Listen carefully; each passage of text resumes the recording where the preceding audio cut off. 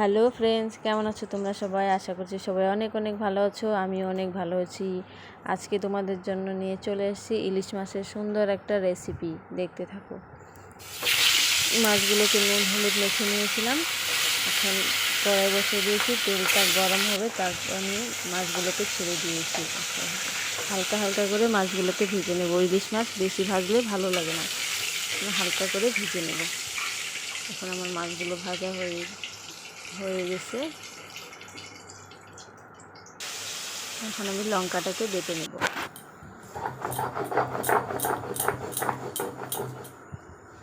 ভালো করে লঙ্কাটাকে বেটে নিচ্ছি।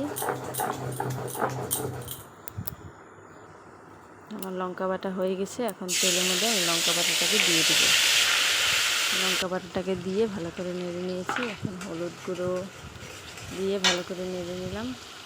তো সামান্য লঙ্কার গুঁড়ো দিয়ে দিব, কালারটা সুন্দর হবে দেখতে।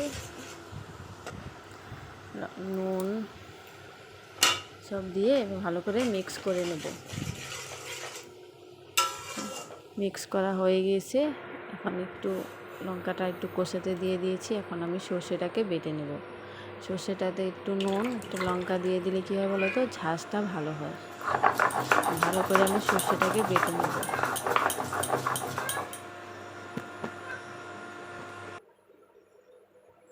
সর্ষেটা বাটা হয়ে গেছে। এখানে একটু জল দিয়ে দেব। জল দিয়ে সর্ষেটাকে আমি ছেঁকে নেব। সুন্দর করে আমি ছেঁকে নিচ্ছি। ছেঁকে নিলে কী হয় বলো তো, সর্ষের যে বাকলাটা ওটা উপরে থেকে যায়, এটাতে কোনো পেটের প্রবলেম হয় না। দেখুন আমি সুন্দর করে ছেঁকে নিচ্ছি। এইভাবে সর্ষে বাটা দিয়ে দিলে কোনো পেটের প্রবলেম হয় না। এই দেখুন সর্ষের জলটাকে দিয়ে দেবো। সর্ষেটাকে তো ভাজতে হয় না, কষাতেই হয় না। দেখুন আমি জল দিয়ে দিয়েছি। এখন একটু নেড়ে চেড়ে তারপর আমি পরিমাণ মতো জল দিয়ে দেব।